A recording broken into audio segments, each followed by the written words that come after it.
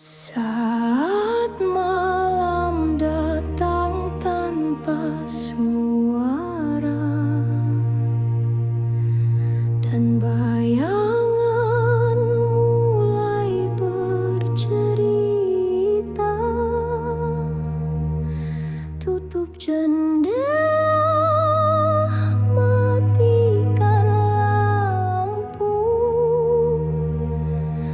bersiaplah kisah ini.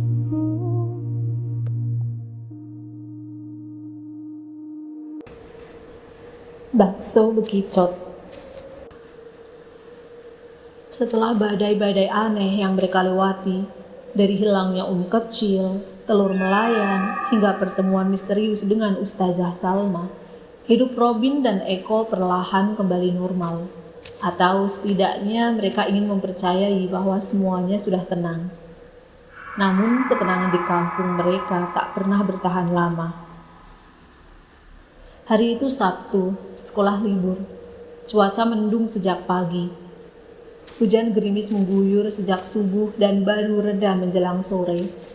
Jalanan masih basah, daun pisang meneteskan air lambat-lambat, dan tanah merah masih lengket di sendal siapa saja yang nekat keluar rumah.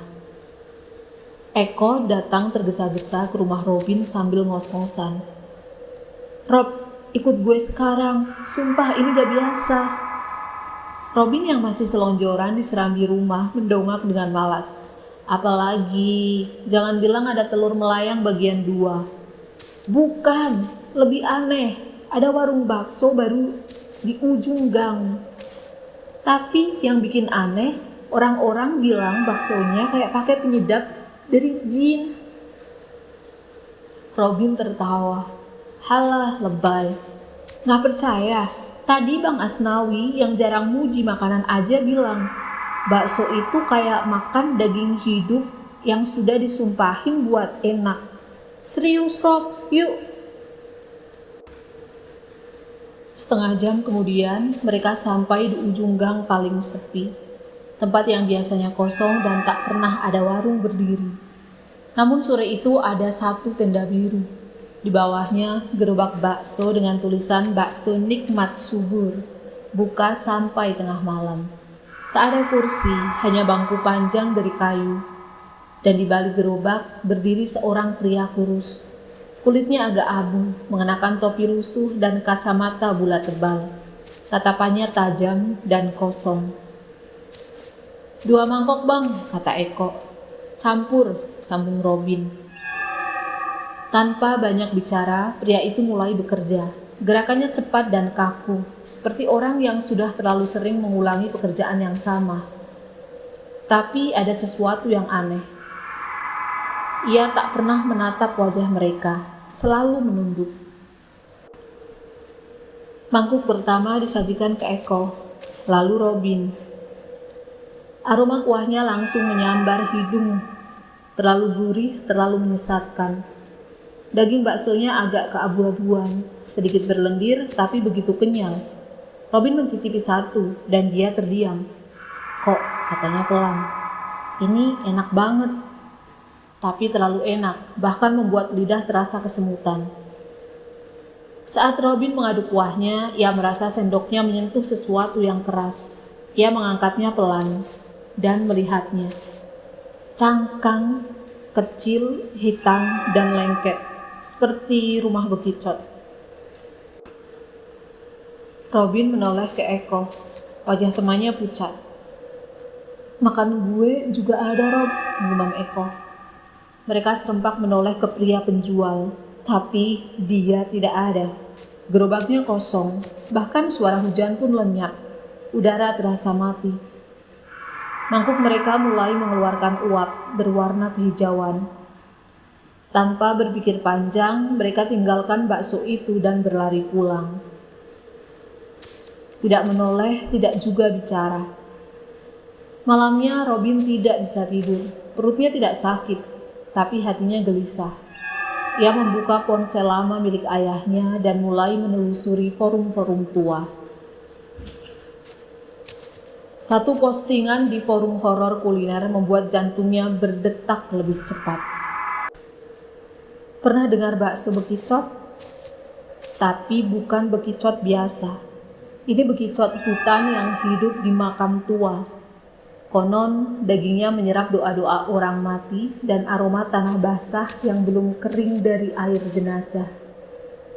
Daging itu bisa membuat siapapun ketagihan, tapi juga membuat ruh orang yang memakannya tak tenang. Esoknya mereka kembali ke tempat tenda itu berdiri. Tapi tenda itu sudah tidak ada. Tidak ada bekas gerobak, tidak ada jejak kaki. Tanahnya bersih dan kering. Robin dan Eko mencoba bertanya pada warga sekitar, tapi semua menjawab sama. Bakso? Di sana? Mana ada, itu tempat kosong, Nak. Sejak dulu.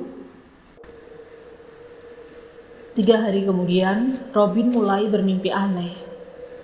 Ia berada di sebuah pemakaman tua, duduk sendirian. Di depannya ada mangkuk bakso yang mengepul, tapi isinya bukan daging, melainkan cangkang-cangkang kecil yang bergerak sendiri. Perlahan, satu persatu bekicot itu merangkak naik wajahnya. Dan sebelum ia menjerit, suara Eko membangunkannya di pagi buta. Rob, perut gue mulai aneh, tapi bukan sakit. Gue ngerasa kayak lapar banget, tapi bukan ke nasi. Gue pengen bakso itu lagi. Robin menatap mata Eko. Kosong, hitam. Dan saat temannya bicara, ia melihat sesuatu keluar dari sudut mulutnya. Sepotong lendir, seperti air liur bekicot.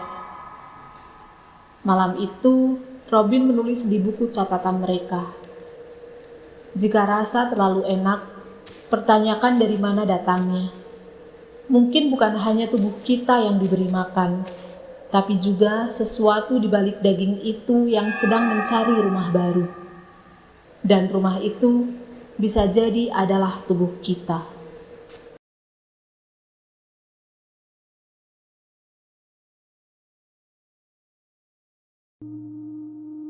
Bareng Baten dan Indri yang setia menemani, cerita horor datang pelan tapi pasti. Dari lorong gelap sudut rumah yang sunyi, semua kisah nyata atau ilusi.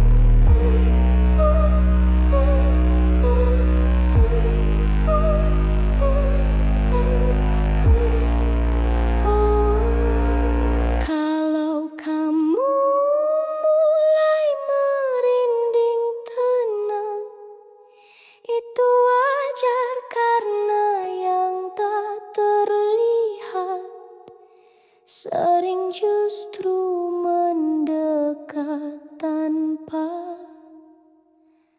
sadar.